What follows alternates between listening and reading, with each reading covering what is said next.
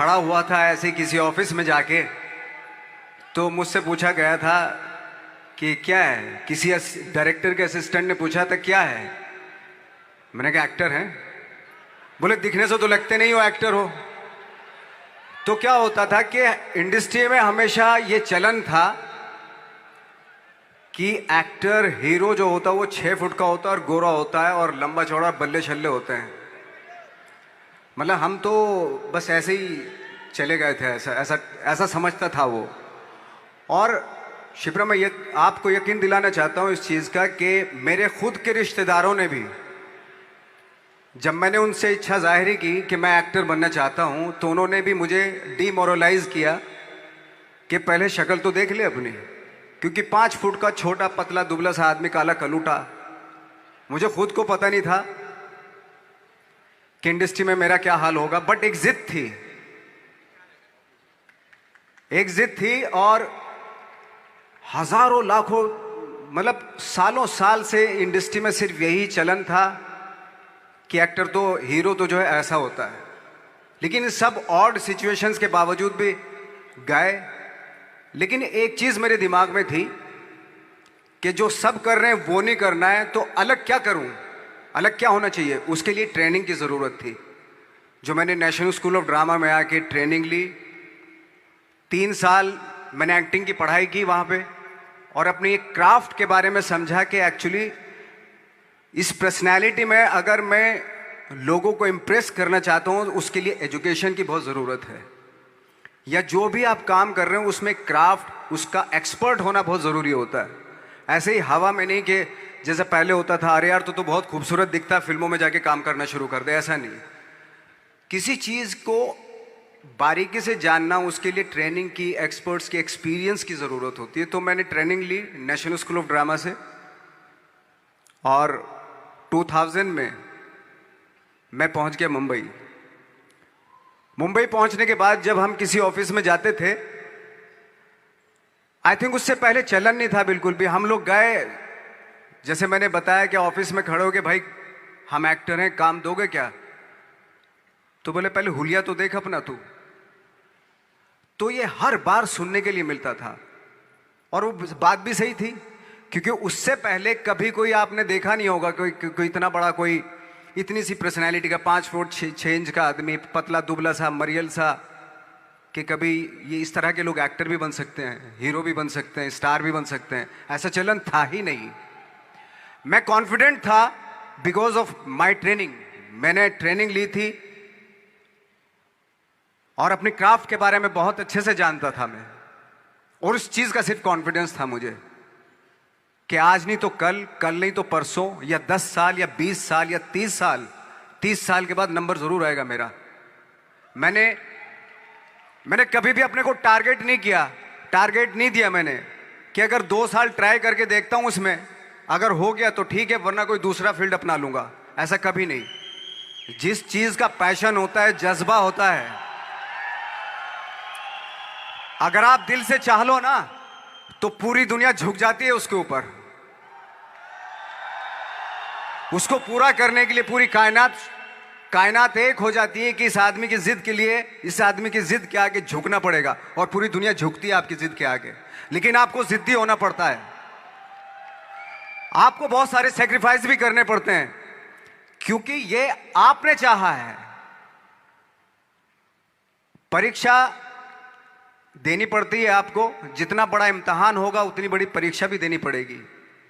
आसान काम नहीं है। छोटे छोटे टारगेट बनाएंगे तो छोटों में निपटारा हो जाएगा।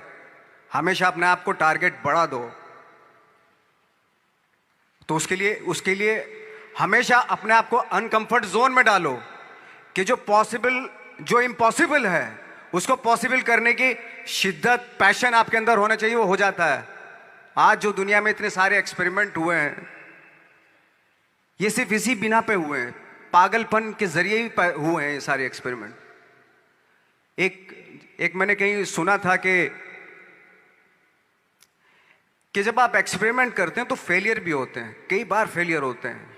कोई एक एक्सपेरिमेंट करने के लिए, कोई एक चीज़ करने के लिए बहुत बार हमने भी झेला है, बहुत बार फेलियर हुए हम लोग।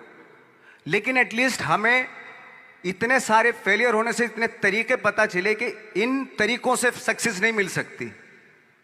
फॉर एग्जाम्पल, एडिसन ने जब बल्ब का आविष्कार किया तो 100 बार एक्सपेरिमेंट किए अपनी जिंदगी में।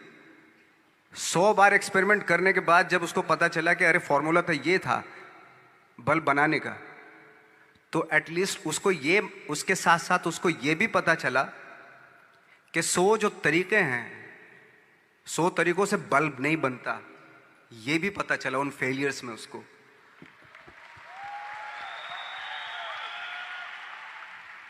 जब हम लोग मुंबई आए तो हमें मालूम था हमारे पास पर्सनैलिटी नहीं है, हमारे पास बैक नहीं है, या हमारे फादर दादा परदादा तो फिल्म इंडस्ट्री में है नहीं, हम ही हैं, तो हमें क्या करना चाहिए। इसलिए लोगों के बीच में घुसे रहते थे, आम लोगों के बीच में घुसे रहते थे, उनका एक्सपीरियंस सुनते थे, उनको ऑब्जर्व करते थे। तो आई थिंक मेरे पास 15 साल तक, 10-12 साल तक कोई काम नहीं था। जैसे आपने बताया कि बहुत ही 10-10 सेकंड के रोल करके घर में आके बैठ जाता, पूरे साल खाली बैठे रहते थे हम लोग। लेकिन एक चीज थी कि लोगों के बीच में रहते थे। लोगों के बीच में रहने से ये एहसास हुआ हमें कि तरह तरह के लोग हैं, लेकिन हमारी इंडस्ट्री में सिर्फ एक ही तरह की एक्टिंग होती है। हजारों करोड़ों लोग हैं इस दुनिया में, लेकिन एक्टिंग सिर्फ एक ही तरीके से होती है हमारे यहां। तो मुझे लगा यार, ये मैं तो ट्रेन भी हूं, मुझसे अपनी आर्ट भी आती है, और हजारों लोगों को मैं ऑब्जर्व भी कर रहा हूं, तो ये तो सबसे अच्छा सूत्र है। इससे तो मैं बहुत कुछ कर जाऊंगा। तो जब ये सूत्र पता चला मुझे कि अब मैं ये जो हजारों लोगों को मैंने ऑब्जर्व किया है, अब जब भी मुझे कोई रोल मिलेगा उन्हीं में से वो एक इंसान होगा। उसी में वो ठाकरे, बाला साहब ठाकरे होंगे, उसी में मंटो होगा, उसी में गणेश गायतोंडे होगा, उसी में फैजल खान होगा, उसी में माजूमदार साहब होंगे। तो इस तरह के, ये कब हुआ? जब हमने लोगों को ऑब्जर्व करना शुरू किया, लोगों के बीच में रहे। मैं 15 साल के बाद जो मेरी लाइफ थी जिसमें खाने तक को नहीं मिलता था, अब फॉर्चुनेट अपने आप को समझने लगा था कि थैंक गॉड कि मुझे ऐसे ऐसे लोगों के बीच में मुझे रहने का मौका मिला। तो कभी भी, आई थिंक मुझे लगता है कि कभी भी जब आप स्ट्रगल कर रहे होते हो ना, वो एक मौका होता है आपके पास, वो एक चांस होता है आपके पास कि कैसे उसमें आप अपना ऑब्जर्वेशन, एक्सपीरियंस, जब आपको काम मिलेगा वो उसमें लगाएंगे आप। तो मेरी लाइफ बहुत ही, आज जब मैं सोचता हूं कि यार ये तो बहुत ही अच्छा हुआ, तो जो 15, 10, 12 साल मैंने बिना काम के गुजारे, जो लोगों के बीच में रहा था मैं, आज वो काम आ रहा है मेरे। जहां जरा सा कोई कैरेक्टर मिलता है तो आदमी इसलिए कनेक्ट करता है उनसे कि उनको लगता है कि यार ये तो मेरे पड़ोस का ही, आसपास का ही ये बंदा है। मैंने देखे हैं इस तरह के लोग। आई थिंक यही हमारी सबसे बड़ी जीत है एज एन एक्टर।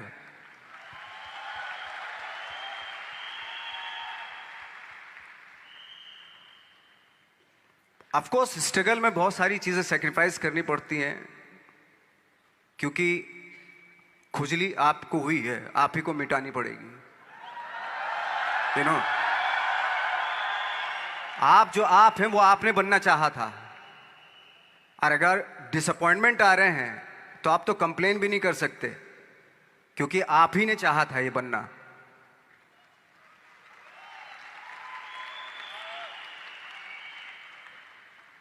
तो बस यही था कि 10-12 साल तक मैंने सोचा था, 10-12 साल जब स्ट्रगल हो गए तो मेरे बहुत ज़्यादा वो भी हुआ कि यार छोड़ के चले जाते हैं, कुछ काम मिल नहीं रहा है, क्या हो रहा है कुछ पता नहीं, आई डोंट नो मिल पाएगा या नहीं मिल पाएगा। फिर ये होता था कि नहीं, मेरी मदर जो है ना एक लेटर लिखती थी मुझे हमेशा। तब मोबाइल नहीं आए थे, पेजर आए थे, तो पेजर यहाँ पे लगा के चलते थे हम लोग। जब उनको मालूम हो जाता था कि भाई बंदा जो है ना थोड़ा सा फ्रस्ट्रेशन में है, डिप्रेशन में है क्योंकि काम नहीं मिल रहा, तो मेरी माँ मुझे एक लेटर लिखती थी। उस पर लिखती थी कि लिखने के बाद एक लास्ट में लिखती थी कि 12 साल में कचरे के दिन भी बदलते हैं, तू तो इंसान है, तेरा दिन भी बदलेगा। तो उन सब चीज़ों को देख के कोई एक शेर, कोई एक कोटेशन, कोई इस तरह की जो मोटिवेट करती है जो लाइंस आपको, उनका रहना, उन पे बिलीव करना बहुत ज़रूरी होता है, क्योंकि वही चीज़ आपको मोटिवेट करती हैं आगे बढ़ाने के लिए। और जब ख़राब वक्त होता है आपको, वो लाइंस, वो पोएम्स, वो सारी चीज़ें आपको संबल देती हैं, मजबूती देती हैं, ताकत देती हैं। और मैं जिस गांव से आया था, डिस्ट्रिक्ट मुजफ्फरनगर के एक छोटा सा गांव था बुढ़ाना। जब हमने शुरुआत की थी वहां पे, जब मैं था वहां पे लाइट भी नहीं थी। 1 घंटे के लिए रात में कभी आ गई, या 1 महीने के बाद हल्का सा मुंह दिखा के चली गई। इस तरह की लाइट इस तरह होती थी। वही लैंप में पढ़ना स्टार्ट किया, लैंप। तो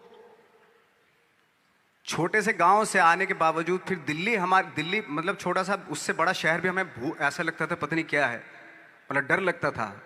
मैं जब मुंबई में आया था तो मैं 15 दिन तो घर से बाहर ही नहीं निकला था, क्योंकि इतनी स्पीड देख रहा था मैं कि इतनी स्पीड में तो हम चल ही नहीं पाएंगे, इस शहर के साथ शायद हम कनेक्ट नहीं कर पाएंगे बिल्कुल भी।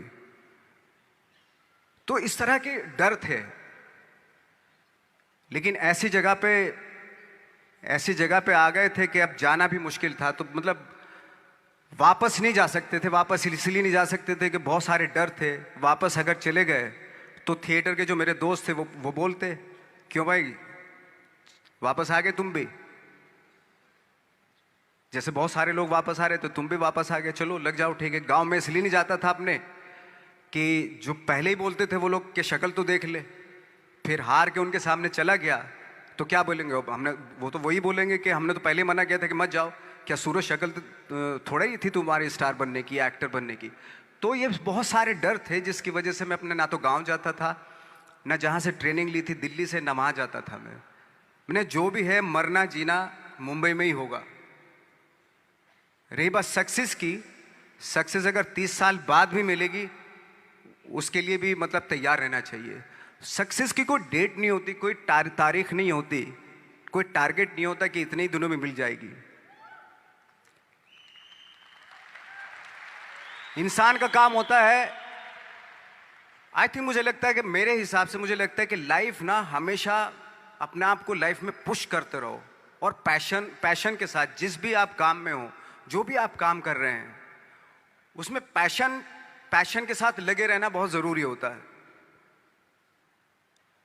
क्योंकि पैशन से क्या होता है, जिस भी आप फील्ड में होते हैं उसकी डिटेलिंग्स मिलनी शुरू होती है। जैसे जब आप समंदर में देखते हैं, समंदर की जब गोता मारते हैं, नीचे जाते हैं, तो आपको एक धीरे धीरे बहुत कुछ दिखाई देना शुरू। ऐसी आपका भी फील्ड है, कोई भी हर फील्ड ऐसा ही होता है, उसमें असीम संभावनाएं होती हैं, इतनी पॉसिबिलिटीज होती हैं कि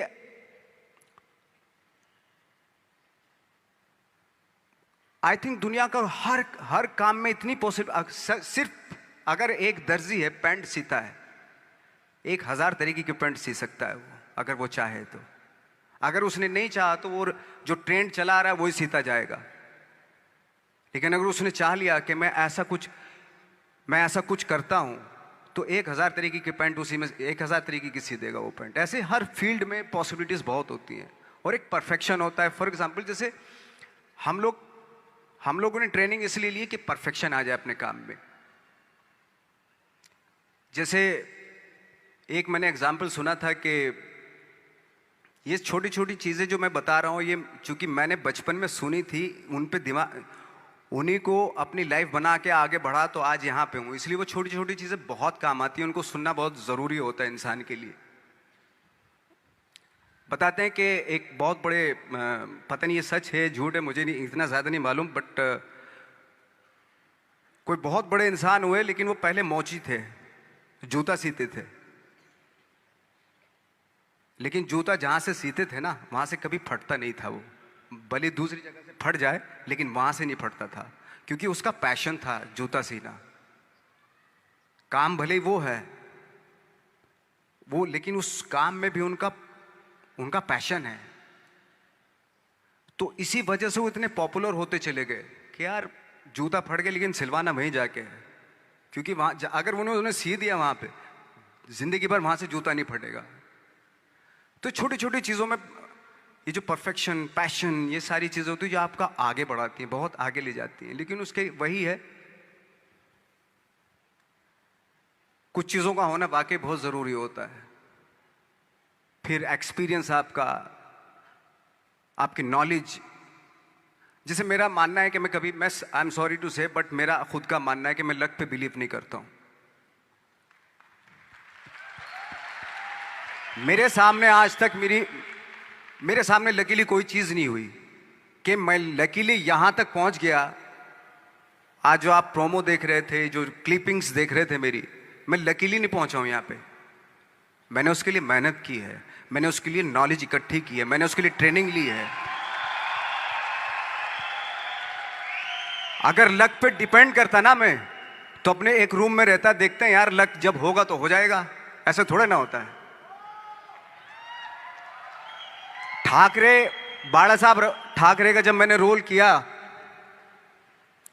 तो वो लकीली नहीं हो गया। उसके लिए 1 महीना में पहले हारमोनियम पे बैठा मैं कि बाला साहब कहाँ से बोलते हैं, उनका सुर क्या है, उनका टेक्सचर क्या है, उनकी वॉइस का, उनकी वॉक कैसे है, वो चलते कैसे हैं, उनका वेट किस चीज़ पर ज़्यादा डिपेंड करता है। हर आदमी का जो वेट होता है, किसी का थाइस पे होता है, किसी का फुट पे होता है, किसी का बट पे होता है वेट, किसी का कमर पे होता है। हर आदमी का एक वेट शिफ्ट करने का एक अलग तरीका होता है। तो हम लोग इतनी डिटेल में जाते थे कि बाड़ा साहब किन चीज़ों पे वेट कर रख के चलते हैं, ऐसे चलते हैं, कोई या तो ऐसे चलते हैं या ऐसे चलते हैं, इस तरह की बहुत सारी डिटेल होती हैं। जब आप जाते हैं तो बहुत सारी चीज़ें पता चलते हैं। मेरे सामने इतने चैलेंज थे जब मैं बाड़ा साहब का रोल कर रहा था, तो वो मिमिक्री भी नहीं होनी चाहिए, कॉपी भी ना हो। जैसे अमूमन अक्सर होता है जब हमारे यहाँ बायोग्राफी की जाती है तो हम कॉपी कर देते हैं उसकी। कॉपी करना मतलब अगर हम किसी की कॉपी कर रहे हैं या मिमिक्री कर रहे हैं तो वो वीकनेस समझी जाती है कि आप वीक एक्टर हो। और ये बात मुझे बहुत पहले समझ में आ गई थी जब मैं ट्रेनिंग ले रहा था। मैं ट्रेनिंग के फ़ायदे बता रहा हूँ आपको। जब मैं ट्रेनिंग ले रहा था ये हमें तभी समझ में आ गया था। और प्रिपरेशन के वक्त, बाला साहब की प्रिपरेशन के टाइम पे, कि मैंने कि इसकी मिमिक्री नहीं होनी, बाला साहब की मिमिक्री नहीं होनी चाहिए, ना कॉपी होनी चाहिए, और लगना भी चाहिए कि बाला साहब ठाकरे हैं।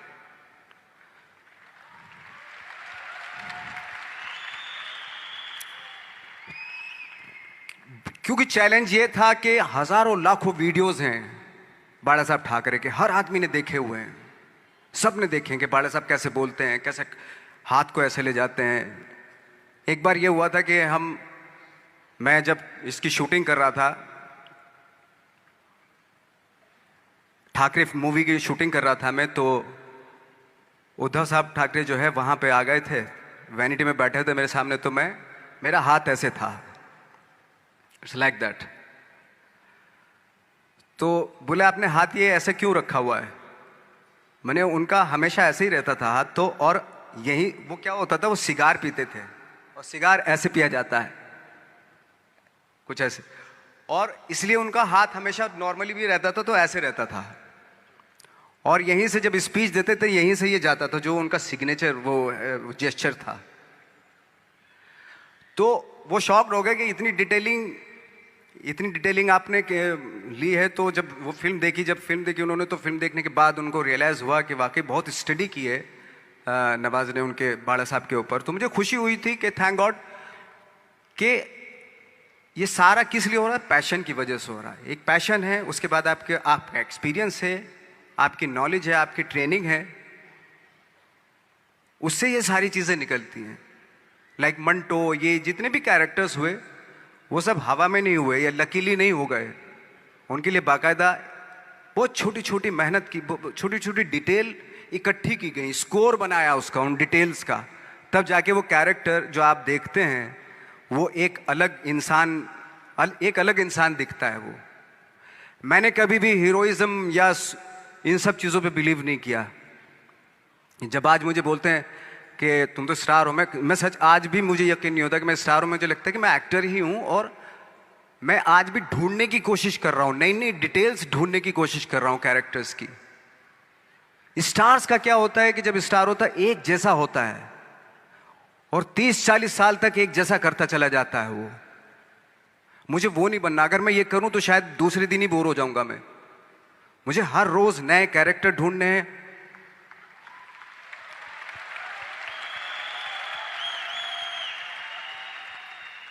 लोगों के बीच में रहना है, क्योंकि लोगों ये बीच में रहने से बहुत सारी चीजें मिलती हैं। मैंने एक रोल किया था लंच बॉक्स में, पता नहीं कितने लोगों ने देखी वो फिल्म, मुझे नहीं मालूम।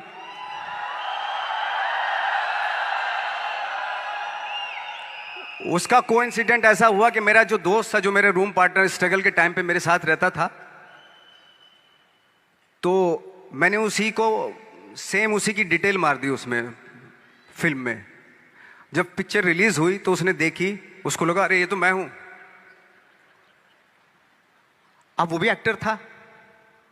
उसके बाद जब वो फिल्म इंडस्ट्री में किसी के पास काम मांगने जाता था तो लोग उसको बोलते थे यार ये ऐसा मत कर, ये नवाज ने कर दिया, कुछ दूसरा कर। तो बोलता हम तो ओरिजिनल में ही ऐसे हैं, उन्होंने हमारा कॉपी किया है। कहने का मतलब ये है कि लोगों के क्या होता है, स्टार्स हमेशा शीशों के घरों में रहना शुरू कर देते हैं। उनको बांद्रा में, उनको मतलब किसी ऐसी जगह पे रहते हुए ये नहीं मालूम कि दूसरी जगह क्या है। अगर आप चाहते हैं रोज हर फिल्म में एक नई पर्सनैलिटी क्रिएट करें तो लोगों के बीच में रहना पड़ेगा आपको। भले थोड़ी परेशानियां होती हैं बट रहना पड़ेगा उनके बीच में। मेरा तो ऐसा मानना है।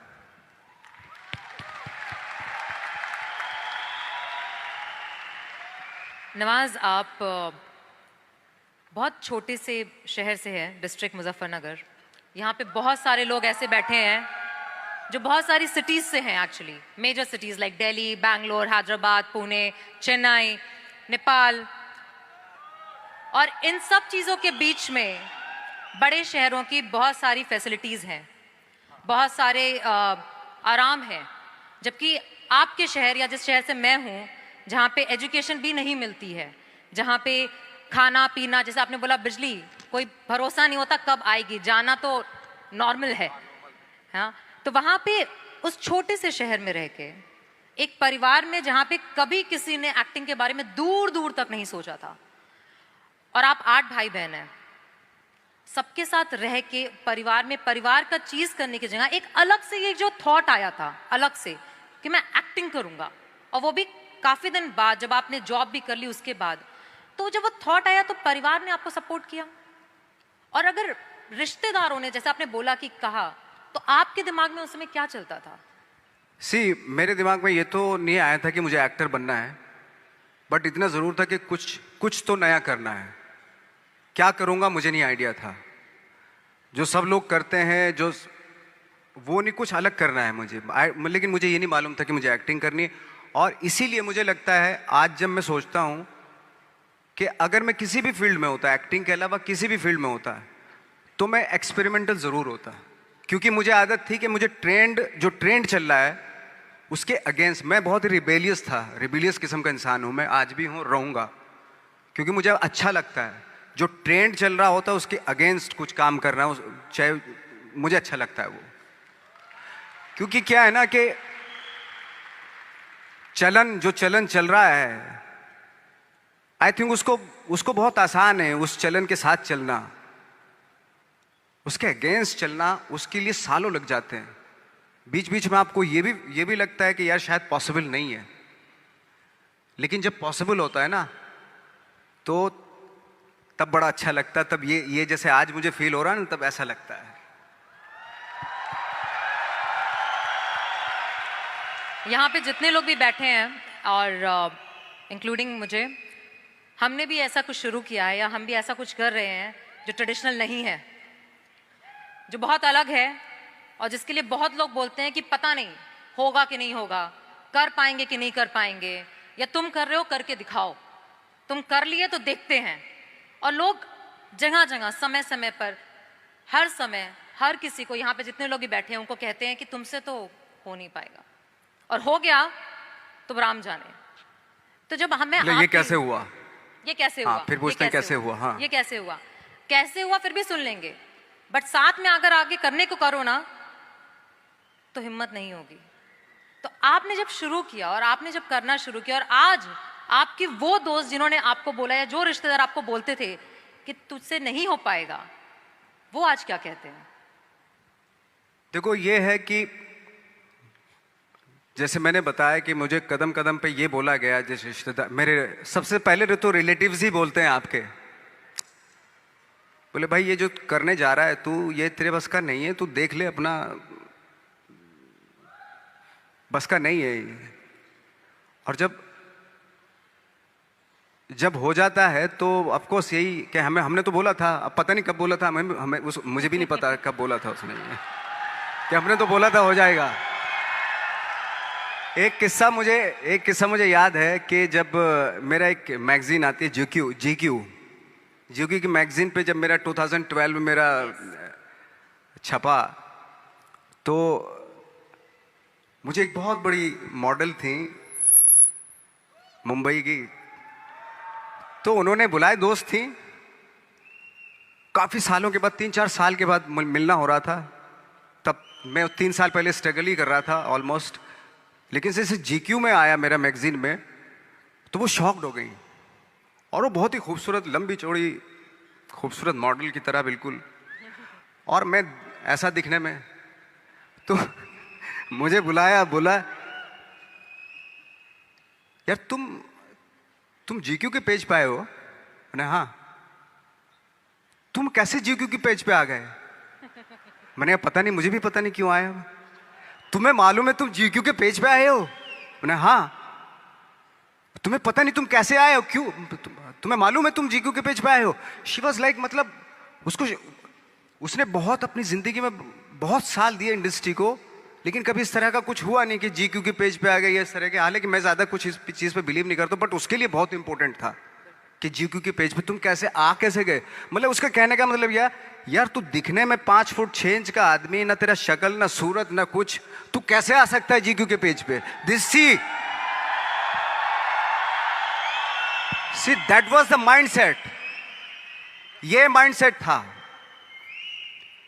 कि मेरे जैसे कद काठी का आदमी इतनी बड़ी मैगजीन में कैसे उसका फोटो आ सकता है। ये माइंडसेट था और है। लेकिन इन सब के ऊपर आप तब उठते हैं जब आप क्राफ्ट जानते हैं, अपना काम जानते हैं। हम लोग अपना काम जानते थे, हम लोगों को अपनी चीज़ें मालूम थी, क्योंकि हमने उसको वक्त दिया था, हमने उसको टाइम दिया था, अपनी क्राफ्ट को, अपनी चीज़ों को, अपनी ट्रेनिंग को टाइम दिया था। इसलिए ये सारी चीज़ें पॉसिबल हुई। जब आप इंट्रोडक्शन दे रही थी कि हमारी जो फिल्म थी gangs of Wasseypur, 21st century की वन ऑफ द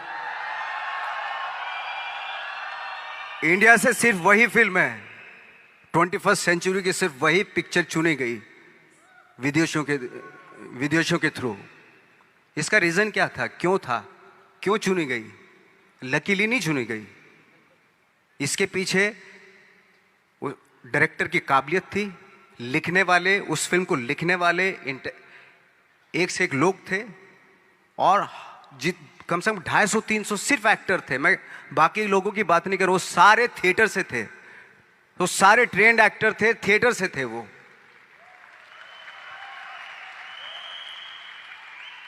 आज जब हम लोग फिल्में लेके जाते हैं इंटरनेशनल फिल्म फेस्टिवल्स में, वो चलती हैं, उनको अप्रिशिएट किया जाता है,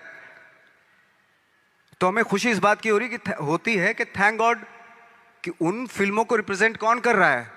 वो लोग जिनके पीछे जो वाकई जिनकी स्पेशलिटी अपने क्राफ्ट में है, जो पढ़ लिख के आए हैं, जो थिंकर हैं। सिनेमा ज़रूर कर रहे हैं, डायरेक्टर ज़रूर हैं, एक्टर ज़रूर हैं वो, लेकिन उसके पीछे उनकी बहुत बड़ी ट्रेनिंग है, बहुत बड़ा एक्सपीरियंस है। वो ये लालच छोड़ के बॉक्स ऑफिस पे हिट होगी या नहीं होगी, ये इस फिल्म में इसको प्रोजेक्ट बना लो, एक हीरोइन ले लो, एक हीरो ले लो, और 5 गाने डाल दो, और प्यार मोहब्बत दिखा दो। वो तो ठीक है, वो भी एक तरह का सिनेमा, बहुत लोग पसंद करते हैं उसको भी। लेकिन एक ये भी सिनेमा है, ये भी सरवाइव करता है, ऐसी बात नहीं। ठीक है, थोड़ी दिक्कतें आती हैं उस सिनेमा को, लेकिन एंड ऑफ द डे जब इंटरनेशनल प्लेटफॉर्म पे कोई भी फिल्म जब आप बोलते हो वो ऐसी ही होती है, जैसे चाहे वो लंच बॉक्स हो, चाहे वो गैंग्स ऑफ वासेपुर हो, या पुराने टाइम में जो सत्यजीत रे की फिल्में हो, पूरी दुनिया जानती है। रे साहब की फिल्में पूरे वर्ल्ड में जानते हैं लोग। तो आज ठीक है, आज के युग में आप, आज के टाइम में आप उन सिनेमा को थोड़ा, अरे ये तो कुछ कोई खास नहीं, कुछ नहीं है, बट वर्ल्ड में इसी सिनेमा से जाने जाते हैं। अगर चाहे वो रे हो, ऋत्विक घटक हो, चाहे वो गरम हवा, उस तरह की फिल्में जो होती थी, या चाहे नसीरुद्दीन शाह, ओमपुरी हो, पंकज कपूर हो, तो इस तरह के एक्टर्स ने आके एक अलग धारा बनाई थी। अगर बहुत लोग सुपरस्टार से प्रभावित होकर बंबई आ रहे थे, तो बहुत सारे लोग, हम जैसे लोग, एक्टरों से इंस्पायर होकर भी आ रहे थे। ऐसी बात नहीं है।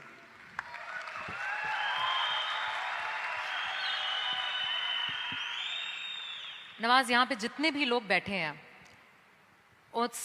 जैसे आपने बोला कि ट्रेनिंग बहुत ज़रूरी है, और आप काफ़ी बार इस बात को मेंशन करते हैं कि ट्रेनिंग, समझना, अपने क्राफ्टमैनशिप को समझ के करना बहुत ज़रूरी है। हमारे अंदर भी एक कल्चर है जिसमें हम कहते हैं कि साथ में बैठना, रहना, जैसे आपने बोला साथ में रहना बहुत ज़रूरी है, तो हम हमेशा कहते हैं एसोसिएशन में रहना ज़रूरी है। अच्छी तालीम पाने की तरह हम कहते हैं कि अपने बिजनेस को समझना, उसके अच्छे और उसकी बुराइयों को जानना बहुत ज़रूरी है। और शायद आज ये मैजिक ट्रेनिंग में आपको इसलिए बुलाया है बिकॉज इनको भी यही ट्रेनिंग दी जा रही है कि विश्वास करो अपने सपने पे, लगे रहो, दिक्कतें आएंगी, बट समझो और समझ के जब करोगे तो एंड में सक्सेस ज़रूर मिलेगी।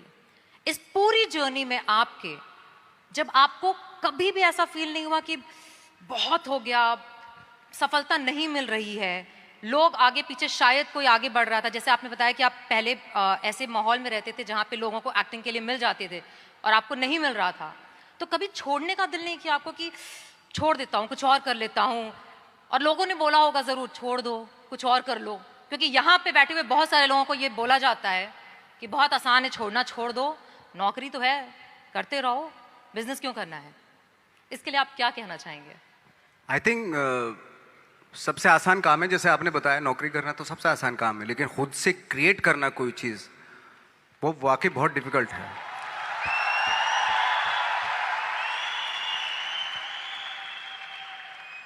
क्या होता है ना कि सरकारी नौकरी मिल गई, बस अब कुछ नहीं चाहिए,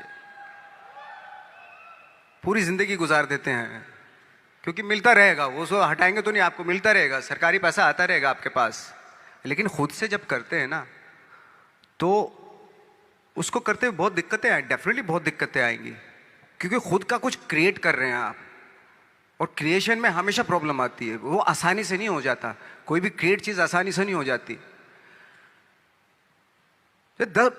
आपके आसपास मुझे लगता है कि मोटिवेट करने वाले लोग होने चाहिए, आपके दोस्त ऐसे होने चाहिए जो आपको मोटिवेट करें, आपकी बातें सुने, ऐसे लोगों के बीच में रहिए जो आपको हर वक्त आपकी बातें सुने, आप चाह क्या रहे हो, क्या सोचते हो आप, उसकी रेस्पेक्ट करें। और सारे जो ग्रुप जो होता है, वो उसकी थॉट को रेस्पेक्ट करके उसको एग्जीक्यूट करें, यू नो, वो बहुत ज़रूरी होता है। तो आई थिंक जैसे हमारे यहाँ भी होता है कि बहुत सारे टैलेंटेड एक्टर होते थे, जब हम दिल्ली से मुंबई की तरफ आते हैं तो बहुत सारे जत्था का जत्था 15-20 एक्टर्स आते थे, तो बीच बीच में गायब होने लगते थे वो, पता नहीं कहाँ, कोई कहीं चला गया, कोई कहीं चला गया, किसी ने छोड़ दिया, किसी ने दुकान कर ली, है ना, किसी ने कुछ कर लिया, ऐसे चले जाते थे। मैंने कहा वो एक्टर कहाँ गया, वो तो चला गया, क्यों? ये काम नहीं मिल रहा था यार। अच्छा वो तो यही है मुंबई, वो क्या कर रहा है? बोले कुछ नहीं कर रहा है, ऐसे ही। तो पता है ऐसा क्यों होता था? कुछ एक्टर थे जिनका सर्किल बहुत करेक्ट होता था, और कुछ एक्टर थे जिनका सर्किल जो है ना बहुत ही गंदा सर्किल था, डिप्रेस करने वाला, है ना, ऑलरेडी फ्रस्ट्रेटेड थे वो लोग, इस तरह का सर्किल था। तो हमेशा ना मुझे लगता है कि अवेयर रहना चाहिए कि मैं किन लोगों के बीच में रहता हूं, वो बहुत ज़रूरी है। क्योंकि क्या होता है कि अगर आप डिप्रेस फ्रस्ट्रेटेड लोगों के बीच में रहोगे ना, तो आप भले एनर्जेटिक हो, टैलेंटेड हो, लेकिन 5-7 साल रहने के बाद आप भी वैसे ही हो जाएंगे, क्योंकि वो एनर्जी आपकी सक कर रहे हैं, आपको दे नहीं रहे कुछ भी, एनर्जी आपकी ले रहे हैं वो। तो बहुत सारे एक्टरों से जब मैं मिलता था, वो बिल्कुल ही गिव अप कर दिया था उन्होंने। फनी यार ऐसे क्यों दिखाई दे रहे हो ऐसे, और उनके थॉट भी बदल जाते हैं, पता है, वो सारी कंप्रोमाइज वाले, अरे यार जो भी है ठीक है, थोड़ा मोड़ा छोटा पोटा दिलवा दो जो भी बनेगा, यार तू तो बहुत टैलेंटेड था, तू इस बात पे आगे कि छोटा मोटा कुछ भी वो दिलवा दो, यानी कि कंप्रोमाइज कर लिया ना उसने लाइफ से अपनी। तो आई थिंक वो बहुत ज़रूरी होता है कि आप किन लोगों के बीच में रहते हो, क्योंकि एनर्जी जो होती है ना वो एक्सचेंज होती है, एनर्जी टकराती है एक दूसरे से।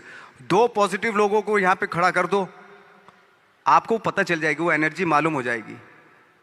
या 10 लोगों में 3 नेगेटिव एनर्जी खड़ा कर दो यहाँ पे, तो वो 3 जो नेगेटिव एनर्जी वाले होते हैं ना, वो 7 लोगों की एनर्जी ऐसे खींच लेते हैं।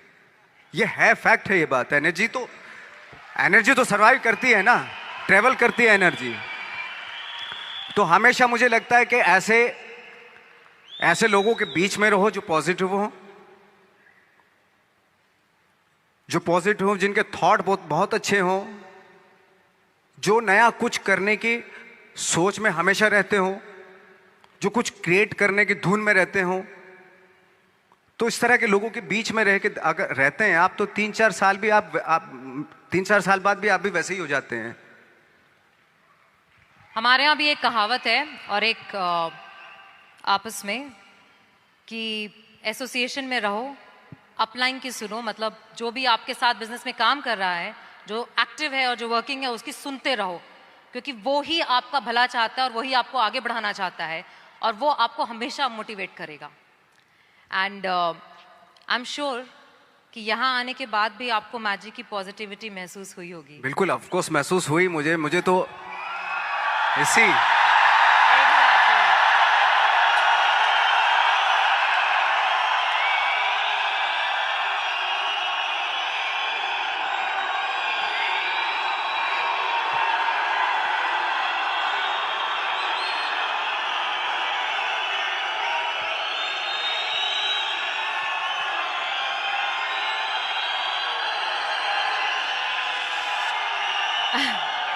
एक और सवाल पूछूं और सवाल। आपने बहुत लंबा सफर चुना है, जहां से आप शुरू हुए और अभी तक में काफी साल लगे। अब जब सफलता आपके पास आ रही है और आपके पास बहुत आ रही है, तो कभी ऐसा दिमाग में नहीं आता कि रिटायर हो जाऊं, कब तक करूंगा, करते रहना है? क्योंकि यहाँ पे बैठे हुए बहुत सारे लोगों के दिमाग में यह आता है कि मेहनत करना शुरू किया, एक थॉट होता है कि एक सक्सेस मिल जाए, जैसे आपको भी लगता होगा शुरू में कि एक पिक्चर मिल जाए, एक शॉट हो जाए, 10 हो जाए या 50 हो जाए, उसके बाद मैं रिटायर हो जाऊंगा, मैंने कमा लिया। बट हर इंडस्ट्री में हम लोग एक रखते हैं कि यहाँ पे रिटायर होना है। आपके हिसाब से इंडस्ट्री छोड़ के, बट आपके हिसाब से आपको क्या लगता है नवाज कि आप कब रिटायर होना चाहेंगे? देखिए, रिटायर की तो बात की बात है, खैर रिटायर एक्टर तो रिटायर नहीं होता है ना, जो स्टार होते हैं वो रिटायर हो जाते हैं, वो तब तक होता है उनका जब तक ये होता है, उनका करियर तब तक होता है।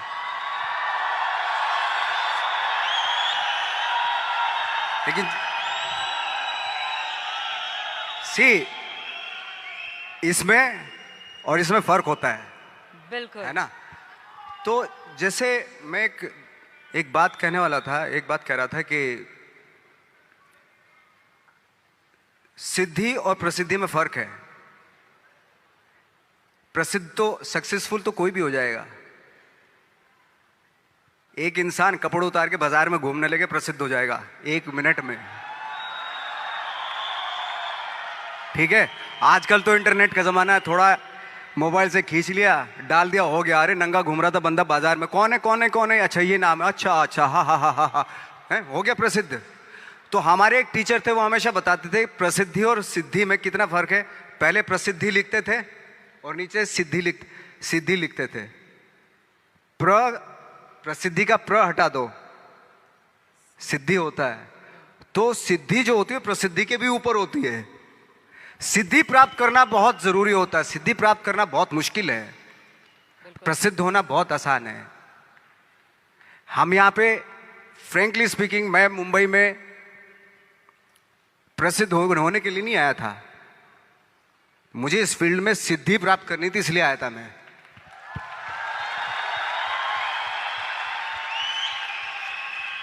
प्रसिद्धि आज आपके पास है, कल को उनके पास होगी तो इसको भूल जाएंगे, परसों उसके पास होगी, दोनों को भूल जाएंगे। लेकिन जिसके पास सिद्धि होगी ना, उसको आप कभी नहीं भूल सकते। आप जो भी काम कर रहे हैं, अगर आप उसमें आपका पैशन है, जज्बा है, उसमें आपका मैडनेस है, तो वो आपको, वो सिद्धि आपको मिलेगी। गौतम बुद्ध ने भी इतना टाइम दिया था वो सिद्धि प्राप्त करने के लिए। तो सिद्धि प्राप्त करना बहुत जरूरी होता है। वो बिरले ही होते हैं, मतलब। और ये पॉसिबल है कि आपको अपने फील्ड में आप सिद्धि प्राप्त कर सकते हैं, लेकिन उसके लिए वही फिर वो पैशन, वो ऑनेस्टी, वो बहुत सारे एलिमेंट है जो जरूरी होते हैं। इनफैक्ट मैंने बहुत सारे आपके इंटरव्यूज देखे थे जहाँ पे मैंने एक कॉमन चीज़ पाई कि आप हमेशा ये बात कहते हैं कि मैं जो रोल करता हूँ, मैं जो काम करता हूँ, मैं उसमें जाके घुस के उसको बनना नहीं चाहता हूँ। जैसे आपने अभी बोला, ठाकरे जी का रोल करते वक्त आपको ऐसा महसूस हुआ कि मुझे उनको कॉपी नहीं करना था, बट मुझे उनको समझना था, उनकी ज़िंदगी को जीना था और उसे दर्शाना था। हमारे बिजनेस में भी हम हमेशा कहते हैं डुप्लीकेट करना है, डुप्लीकेट करना। और बहुत सारे लोग इस बात को सोचते हैं, डुप्लीकेट का मतलब हरकतें, आपके एक्शंस, आपकी बात करने का तरीका, वो डुप्लीकेशन होता है। बट आपने बहुत खूबसूरत बात बोली कि डुप्लीकेशन कॉपी करना नहीं होता, डुप्लीकेशन समझना होता है। तो आप, मतलब आपके हिसाब से आपका सबसे बड़ा इंस्पिरेशन, जिसको आप देख करके हमेशा कहते हैं कि इससे मुझे इंस्पिरेशन मिलती है, जब आपने शुरू किया था, वो कौन था? मैं सच बताऊं, मैंने बहुत सारे इंटरव्यूज में ये भी बोला है कि इंस्पायर होने के लिए ज़रूरी नहीं कि बहुत बड़े बड़े लोगों को देखें आप। इंस्पायर तो आप अपने गांव में जो एक गणित का टीचर होता है ना, उससे भी इंस्पायर हो सकते हैं आप। मैं बहुत से ऐसे आम लोगों से इंस्पायर हुआ हूं जिनका परफेक्शन था, भले ही वो कोई भी काम कर रहे हो, लेकिन उसमें उसका परफेक्शन होता था, वो ऑटोमेटिकली होता था। उसके पीछे आई डोंट नो उसकी क्या क्या थॉट था।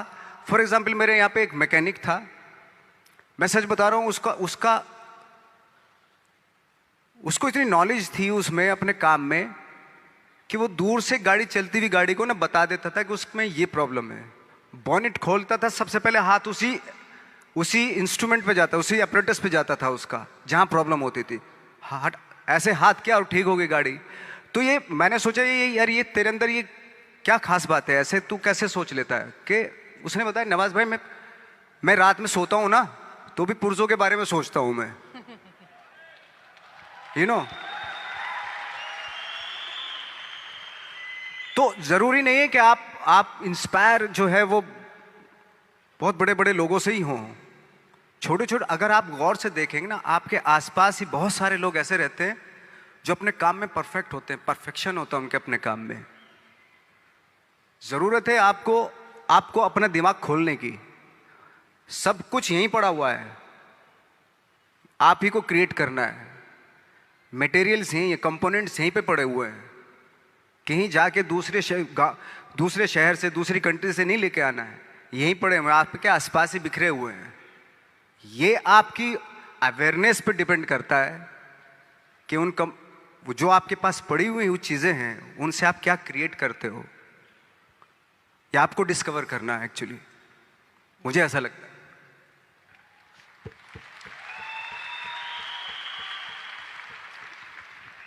हमारे इस साल के मैजिक का थीम है ड्रीम, चेंज, इंस्पायर।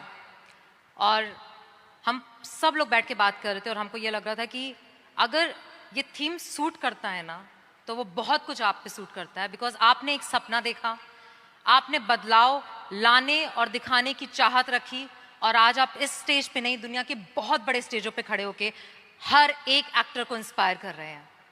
और आज यहाँ पे जितने लोग हैं वो इसलिए हैं क्योंकि वो भी आपसे वो इंस्पिरेशन देख करके, समझ करके, इस बात से जब वापस जाएंगे तो सिर्फ ये जानना चाहते हैं कि नवाजुद्दीन सिद्दीकी, जिन्होंने सारे चैलेंजेस देखे और सफलता इतनी पाई है, जो बहुत, जैसे कहते हैं ना, आप कह रहे थे कि मैं 5 फुट 6 इंच गोरा नहीं, बट बहुत सारे गोरे और बहुत सारे 6 फुट लोगों ने कभी सोचा भी नहीं होगा जो इन्होंने पाया है।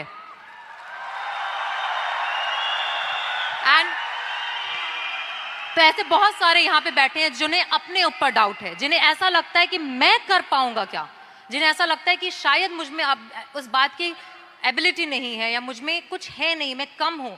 और हम जब स्टेज पे आते हैं तो हमें देख करके लोगों को ऐसा लगता है, आपको देख के आज लोगों को ऐसा लगता है कि इसने तो कर लिया, मैं नहीं कर पाऊंगा। तो ऐसे लोगों को आप क्या कहना चाहेंगे?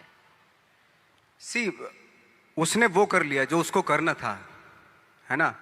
आपको वो करना है जो आपको करना है। अगर आप ये सोचेंगे कि उसने जो उसको करना था उसने कर लिया, अब मैं क्या करूं, तो फिर तो आप कुछ नहीं कर पाएंगे, क्योंकि आप तो फॉलो उसी को कर रहे हो।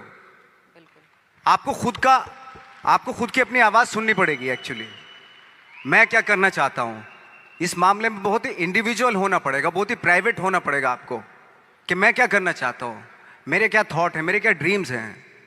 पहले तो सपने देखने पड़ेंगे आपको, और सपने में भी कंजूसी नहीं करनी चाहिए।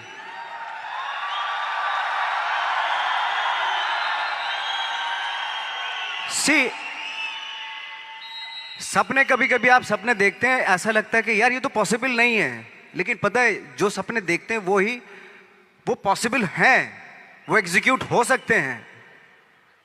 पहले सपने तो देखना शुरू कीजिए। तो कहते ना, गांधी जी का था ना, एक कोटेशन था कि वो सपने वो होते हैं जो आपको सोने नहीं देते, दिन में भी हैं, वो उस तरह का था ना कि एपीजे अब्दुल कलाम ने कहा था कि dreams are not those which you see when you sleep, but dreams are those which does not allow you to sleep. Exactly. तो मैंने खुद ने देखा है कि एज एन एक्टर, मैं तो अपने एज एन एक्टर ही बात करूंगा, मैं जब रात में सो रहा हूं और मुझे ड्रीम आया कि मैं एक रोल ऐसा कर रहा हूं, कुछ अजीब सी बॉडी लैंग्वेज है, अजीब सी उसका डायलॉग डिलीवरी है, और अजीब सही मतलब, और सुबह उठा के थोड़ा थोड़ा याद रह गया मुझे कुछ ऐसा। लेकिन बार बार कई बार जब वो सपने देखे मैंने, तो अजीब सा ही कुछ था, और जो मेरे बूते के बाहर की चीज थी, वो ऐसा सपना था, वो ऐसा कुछ मैं परफॉर्मेंस वाइज देख रहा था। कुछ जैसे कभी कभी आप कुछ फिल्में देखते हैं, कुछ इंस्पायर हो जाते हैं, कि कुछ परफॉर्मेंसेस से इंस्पायर हुए, और मैं उस परफॉर्मेंस के काबिल भी, मतलब उसके आसपास भी नहीं था मैं। तो मैंने सोचा यार ये इम्पॉसिबल, ये तो मैं कर ही नहीं सकता। और जब मैं उठ के करना शुरू किया, मैंने जो मैंने सपना देखा था वो एग्जीक्यूट करने की कोशिश की, तो बहुत ही भोंडापन सा हो रहा था उसमें, बहुत ही अजीब सा लग रहा था। मैं खुद ही घबरा गया अपने आप से, मैं क्या कर रहा हूं। बट बार बार उसी चीज को, जो मैंने सपना देखा था, उसी को बार बार एग्जीक्यूट करने की कोशिश करता रहा। बाद में after long time I realised कि मैं उसके जैसा करने लगा हूं, मतलब जो मैंने सपना देखा था। बिल्कुल। कभी कभी आपने देखा होगा, ये भी एक सपना ही था, यार मैं उड़ जाता हूं चलो आज, है ना। सपना, ये फैंटेसी थी। कभी सोचा होगा कि किसी ने, कोई सोच भी नहीं सकता था, वो भी एक सपना ही था ना। आज लोग चले जाते हैं ना, एक दूसरी कंट्री से उड़ के चले जाते हैं, ये भी सपना ही था, किसी का सपना ही रहा।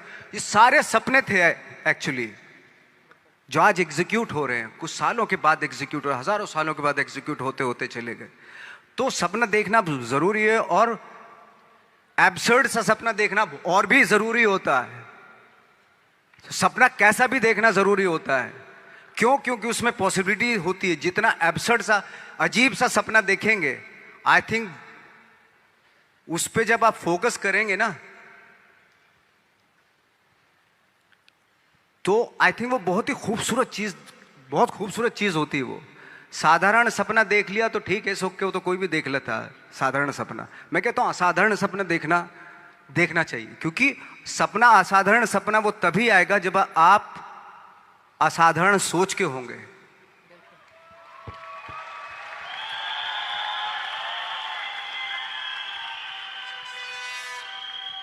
आपकी एक बहुत बहुत बहुत बहुत मतलब कितने बहुत लगाऊं शायद कम होगा मेरे हिसाब से, एक सीरीज है,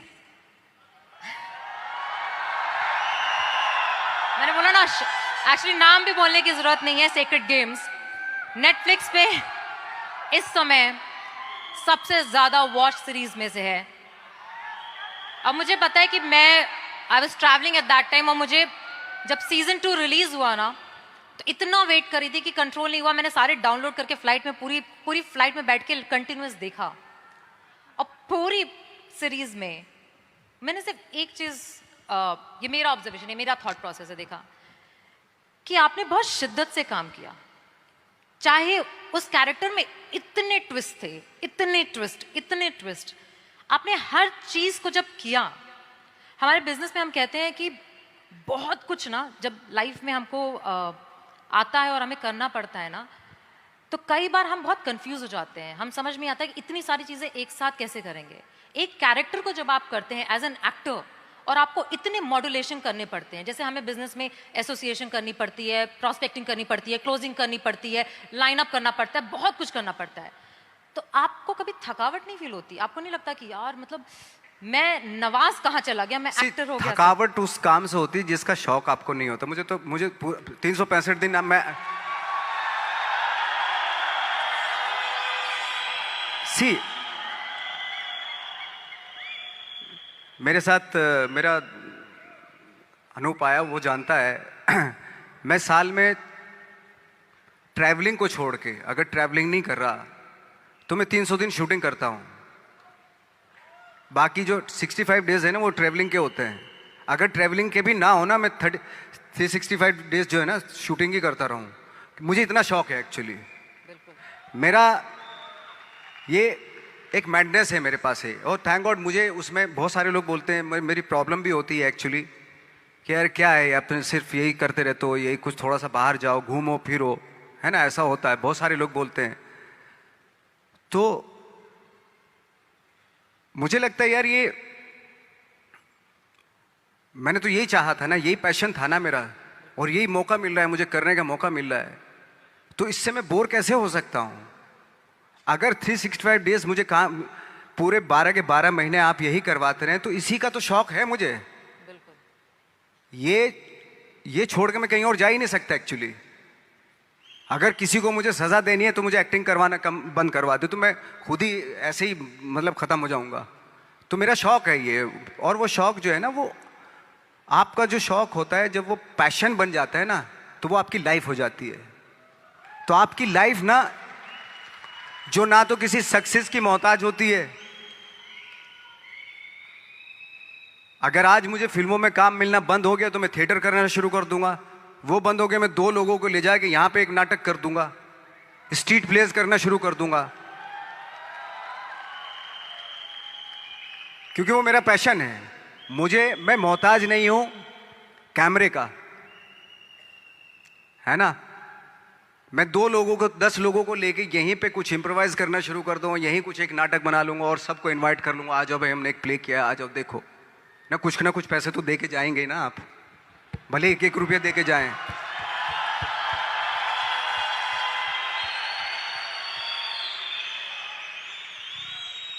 तो हम लोग जो है बहुत सारी चीज़ों के मोहताज नहीं है। अगर छोड़ भी देंगे ना तब भी हम अपना, कहते हैं ना कि वो एक होता है कि एक किसी को आप रेगिस्तान में भी छोड़ दो, वो बिजनेस, एक कौम होती है जो बिजनेस करती है, बिजनेसमैन, ओके, अगर उनको रेगिस्तान में भी छोड़ दो कि वहां पे भी बिजनेस कर लेंगे वो। बिल्कुल, मुझे लगता है क्योंकि उनकी रग रग में होता है वो, उनके ब्लड में होता है वो। जो भी आप काम करें वो काम आपके वाकई ब्लड में होना बहुत जरूरी है, उसके लिए मैडनेस होना बहुत जरूरी है। आई थिंक यहां बैठे 10,000 लोगों के दिल में भी कुछ मैडनेस है।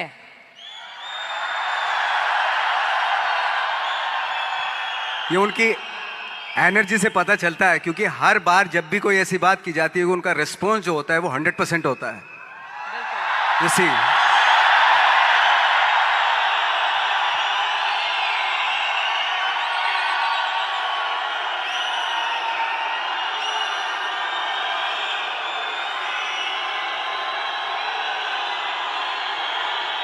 It's really wonderful energy, I am telling you, beautiful energy. ये एनर्जी बचा के रखनी है काम के लिए, हमेशा के लिए बचा के रखनी है एनर्जी। जब मैं तो इतने हम लोगों का था कि इतने बेशरम हो गए थे हम लोग, जब बोलते थे ना हमसे कि यार मुश्किल है, हम तो मैंने कि बेशरम बनना पड़ता है, बहुत ज़रूरी है। कहाँ जाएगी सक्सेस? सक्सेस के लिए ना बेशरम बनना पड़ता है। ऐसा बन जाओ कि सक्सेस भी शर्मा जाए।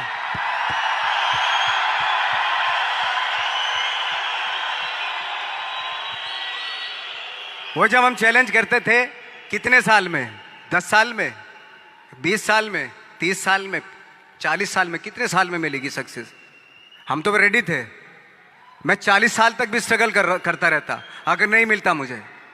मेरे अंदर तो वो पैशन था।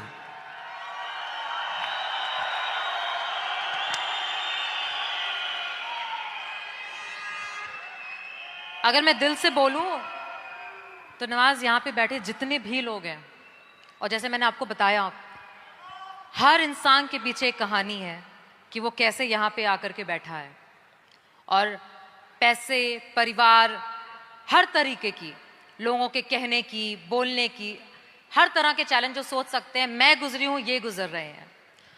और आज जब आप यहाँ पे हो तो आप इनसे वो एक क्या बात बोलना चाहोगे जिसको वो यहाँ से जब जाएं तो बोले नवाजुद्दीन सिद्दीकी ने कहा था और उन्होंने कहा था, इसलिए मैं करके दिखाऊंगा। मेरा एक एक्सपीरियंस हुआ था, एक छोटा सा एक्सपीरियंस, छोटी छोटी इंसिडेंट्स है ना, कभी कभी आपको लाइफ का पता चल जाता है। तो मेरा एक छोटा सा एक्सपीरियंस हुआ था। एक बार हम लोग जब 2000 में मुंबई आए थे तो बहुत सारे मेरे दोस्त यार भी आए थे, कुछ शादीशुदा थे, हमारे जैसे लोग अकेले, ऐसे कुछ हम लोग ऐसे ही आ गए थे, ट्रेनिंग सब लेके आए थे। तो मेरा एक दोस्त था, उसकी बेटी थी कोई 4-5 साल की। तो ये वो किस्सा बता रहा था कि नवाज, पता है परसों मैं अपनी बेटी को लेके जा रहा था, उसने कहा पापा पापा मुझे आइसक्रीम चाहिए, है ना, और मेरे पास पैसे नहीं थे।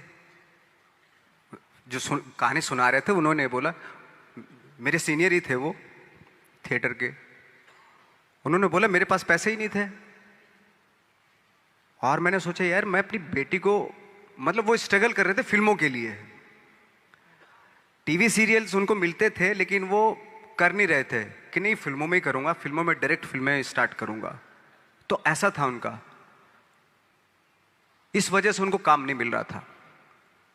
तो उनकी बेटी ने जब बोला पापा पापा मुझे आइसक्रीम चाहिए, तो जब उन्होंने बोला कि बेटा मेरे पास पैसे ही नहीं है, तो नवाज उस दिन मैंने सोचा कि भाड़ में जाए टीवी सिनेमा या वो, मैं टीवी करूंगा लेकिन अपनी बेटी को जब भी बोलेगी आइसक्रीम खिलाऊंगा, हैं।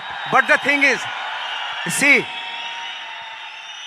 मैंने बोला दादा, मेरे सीनियर थे, बोले दादा अगर मेरी बेटी होती, वो भी 4-5 साल की है, मैं उसको आइसक्रीम ना लेके देता। और मैं जो ये, अगर मैंने सोच रखा था कि मैं टीवी नहीं करूंगा तो मैं टीवी ना करता, और अगर मेरी बेटी उस वक्त पे मुझसे आइसक्रीम आती तो मैं उसको आइसक्रीम ना खिलाता, थोड़ा बहला लेता मैं उसको, तो आइसक्रीम भूल जाती वो। और ये लेकिन मैं करता वही जो मेरा पैशन था। सी, बहुत बड़ी बात है। दुनिया में कोई भी माँ बाप ऐसा नहीं जो अपने बच्चों से प्यार ना करता हो, बिल्कुल। लेकिन आपका जो पैशन है, आप अपने पैशन से जब आप उसको अचीव करते हो ना, जब आपकी बेटी बड़ी होती है तब वो जो फक्र महसूस करती, गर्व महसूस करती है ना, उसकी बात कुछ हो रहा है। अभी वो 5 साल की, मैंने बोला वो अभी वो 5 साल की, मेरी बेटी अगर होती मैं उसको बहला देता। यू नो, चार्ली चैपलिन का किस्सा आपने सुना होगा कि बहुत सारे भाई बहन थे वो, तो भूख लगती थी उनको, है ना, खाने वाने को कुछ होता नहीं था। तो उनकी जो मदर क्या करती थी, जब भूख लगती तो बच्चे माँ के पास आते थे, मामा भूख लगी है ये वो सब, तो उनकी मदर क्या करती थी, उनकी मम्मा क्या करती थी, जो विंडो थी उनमें सबको एंगेज कर लेती थी वो, वो देख सामने जो आ रहा है, देख कैसे चल रहा है, वो कैसे बात कर रहा है, वो देख हा हा हा हा हा कैसे, देख कैसे गिर गया वो, केले के छिल पे फिसल गया, वो सबको दिखाती थी। उसमें पूरा दिन बीत जाता, लोग बच्चे जो थे भूल जाते थे खाना खाया कि नहीं आज। तो मुझे लगता है कि शायद वहीं से जन्म लिया था चार्ली चैपलिन ने। बिल्कुल। चार्ली चैपलिन ने जन्म ले लिया था, बट जो चार्ली चैपलिन बना वो वहां से बना था एक्चुअली। तो मेरे कहने का मतलब ये कि ठीक है, बच्चा है, बच्चे को तो आप संभाल सकते हो, तो बहला सकते हो, खाना खिला सकते हो, आइसक्रीम की जगह आज खाना खिला सकते हो, लेकिन बच्चे के लिए उस जिद के लिए, उसकी उस जिद के लिए आप कंप्रोमाइज करें, ऐसा मैं नहीं मानता हूं। मुझे नहीं लगता कि वो आप अपने पैशन से कंप्रोमाइज करें। बच्चे को खाना खाना जरूरी है उस एज में, आइसक्रीम भले ही ना खिलाओ। बहुत सारे बच्चे हैं दुनिया में जो खाना खाने के लिए तरसते हैं। बिल्कुल। उस बच्ची ने खाना खा लिया था, लेकिन वो शौक था उसका, आइसक्रीम खाऊं। खाना खा लिया ना, पेट भर गया ना, अभी थोड़ा उसको वो अगर उस वक्त पे स्ट्रगल फिल्मों के लिए करता तो शायद वो बहुत बड़ा आज अपना पैशन अचीव कर लेता, अपनी सक्सेस अचीव कर लेता जो वो चाहता था। लेकिन उसने वो बच्ची की जिद पे कि मुझे आइसक्रीम चाहिए, उस पर कंप्रोमाइज कर लिया उसने कि नहीं, मैं अब टीवी सीरियल भाड़ में जाए, कोई भी काम है मैं करके आऊंगा, लेकिन मैं अपनी बच्ची को इसका आइसक्रीम खिलाऊंगा। बच्चे की जिद, बच्चों के छोटे छोटे शौक होते हैं, अगर उनको आप पूरा करने पे आ गए ना, तो फिर वो तो चलते चलते बोले पापा ये मुझे खिलौना दिलवा दो, अभी ये दिलवाओ, अभी ये दिलवाओ। उसकी आदत पड़ गई अगर ऐसी, तो वो फिर तो आप भूल जाओ, फिर वो पूरी दुनिया के खिलौने उसको चाहिए होते हैं। लेकिन एक टाइम पे आपको बोलना पड़ता है बच्चे को भी, अभी चुप हो जा, अभी बहुत हो गए खिलौने।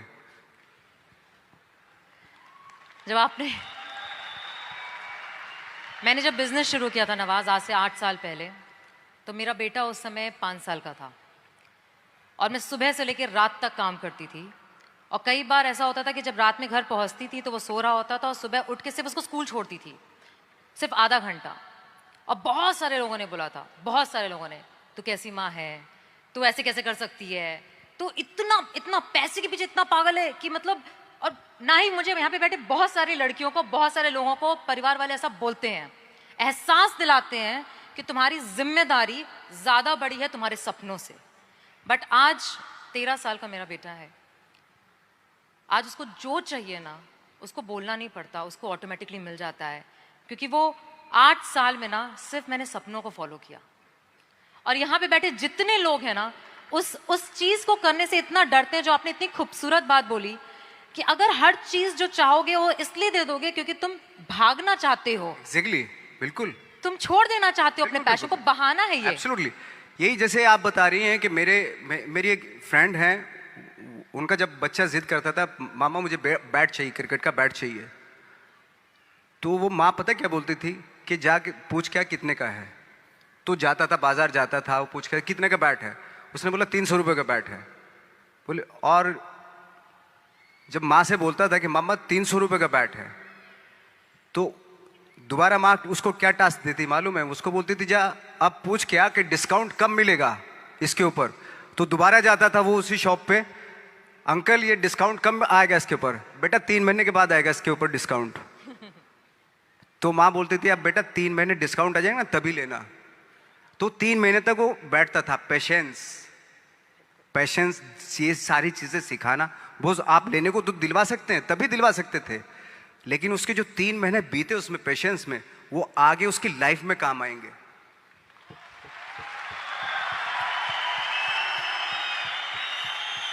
वो कहते हैं ना कि सक्सेस जब मिल जाती है और बहुत पैसा आ जाता है आपके पास, तो अपने बच्चों के शौक पूरे करने लगते हैं आप।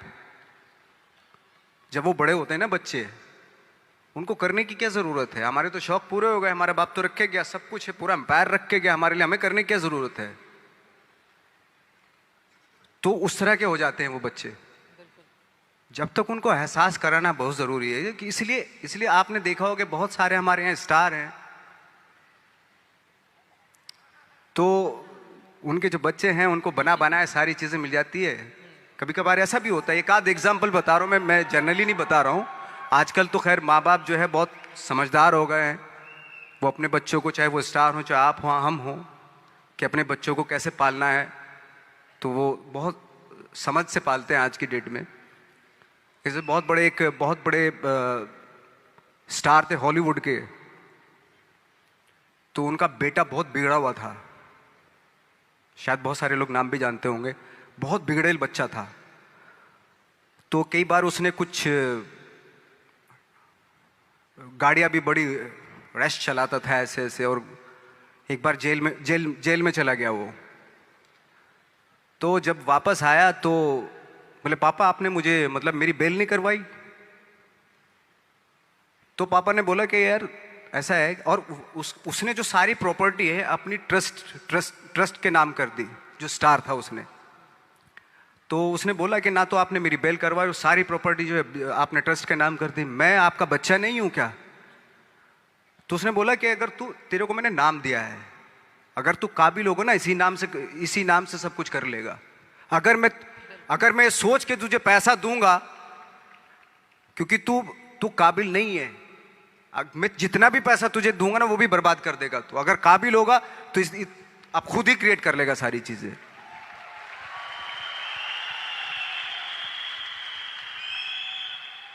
प्यार की भी कहते हैं ना कि इंतहा होती है, तो बहुत जरूरी रिस्पॉन्सिबिलिटी, जैसा भी आपने बोला, जिम्मेदारी बहुत जरूरी होती है। प्यार में अगर बच्चा बह गया, या प्यार में जब बह जाते हैं तो बह जाते हैं, फिर बह ही जाते हैं, ऐसा होता है। हमारे यहाँ जितने लोग यहाँ पे बैठे हैं ना नवाज, वो एक टर्म हम यूज़ करते हैं, अपलाइन डाउनलाइन। जो ऊपर वाला है वो अपलाइन है, जो नीचे वाला है वो डाउनलाइन है। और सारे डाउनलाइन माँ बाप की तरह समझते हैं अपलाइन को।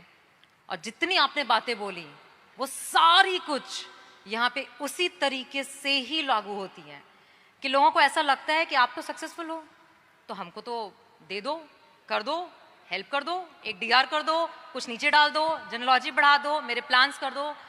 बट माँ बाप जो हम लोग हैं वो हर बार कहते हैं खुद करो, खुद सीखो, खुद समझो, खुद गिरो, खुद उठो। और जितने लोग यहाँ बैठे हैं वो बहुत बार गिर चुके हैं, और हर बार उनको ये भी पता है कि गिरते हैं तो माँ बाप हमेशा होते हैं उठाने के लिए, बट गिरना जरूरी है। गिरना जरूरी, बिल्कुल बिल्कुल गिरना जरूरी है। वो कहते हैं ना कि फील्ड में रहोगे तो छक्का लगता है। क्रिकेट के हिसाब से देखें, पवेलियन में बैठ के थोड़ा ना छक्का लगता है, फील्ड में रह के छक्का लगता है।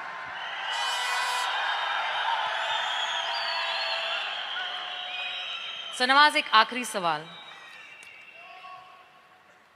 आपको यहाँ आना आसान नहीं था, आपने बहुत बिजी स्केड्यूल से टाइम निकाला। इसके लिए सबसे पहले पूरे मैजिक सारे वीआईपीज़ की तरफ से आपको बहुत बहुत शुक्रिया।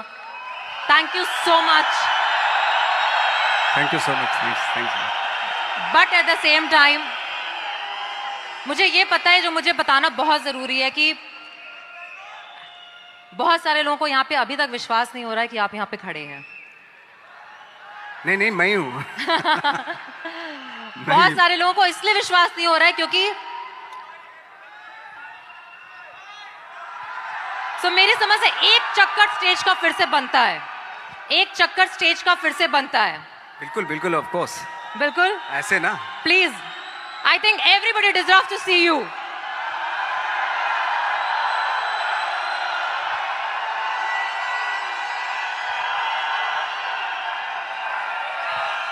Guys, is this what you want to show off magic?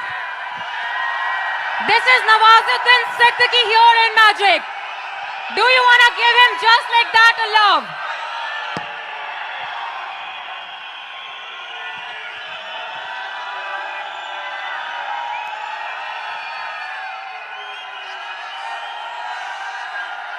He is here for you. And I think he deserves better than this from you. Phone छोड़ो, कैमरा छोड़ो, दिल दिखाओ यार।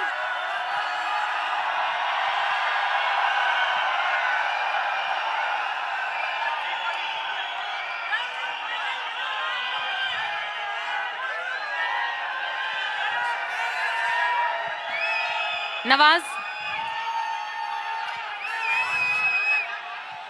आपने एक बहुत ही खूबसूरत मूवी में काम किया था, जो वन ऑफ माय, मतलब जिन्होंने बिजनेस में मुझे पाला पोसा बड़ा किया है, उनकी फेवरेट है the mountain man. The mountain man, mountain माझी, द माउंटेन माझी। हाँ, एंड उन्होंने हमेशा उस कहानी को बहुत बहुत सुनाया है हम सबको, और उसमें आपका एक डायलॉग है। हाँ, उसमें डायलॉग मैं बता देता हूँ आपको, लेकिन यहाँ पे कुछ और लागू होता है। जैसे उसमें है, जब तक तोड़ेंगे नहीं तब तक छोड़ेंगे नहीं। लेकिन यहाँ चूंकि टीम है पूरी, तो आप सब टीम का फर्ज बनता है उस डायलॉग को इस तरीके से बोले, जब तक जोड़ेंगे नहीं तब तक छोड़ेंगे नहीं।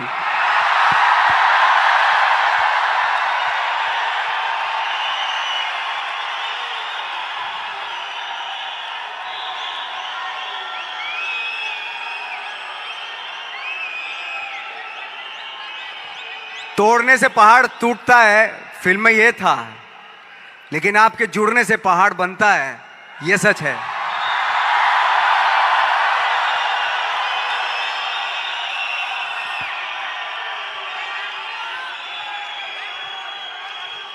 जितना जुड़ के रहेंगे उतना अच्छा है। जुड़ने से ही चीजें क्रिएट होंगी।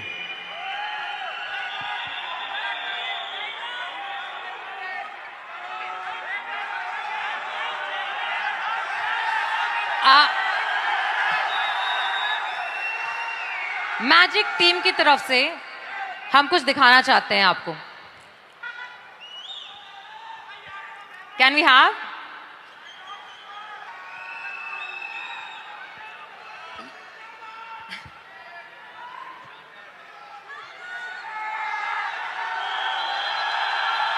AV, can we have that?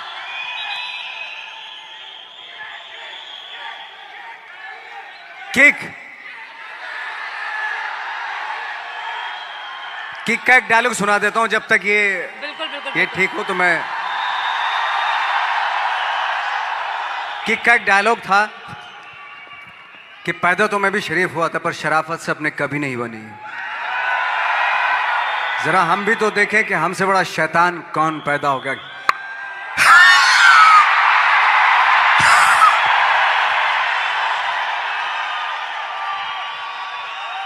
वो एक्चुअली टीम ये चाह रही थी,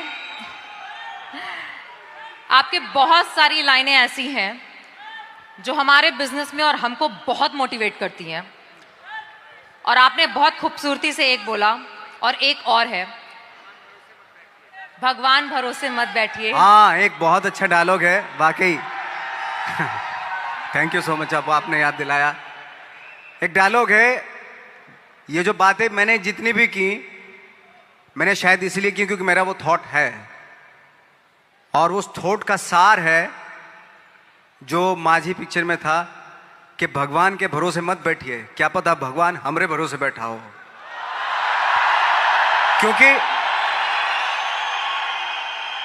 क्योंकि भगवान भी वेट करता है।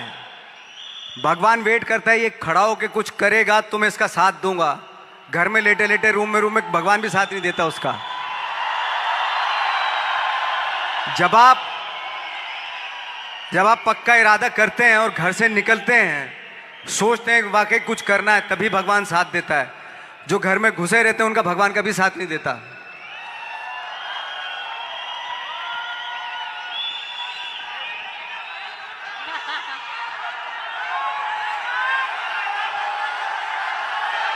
बोलना उधर जाके।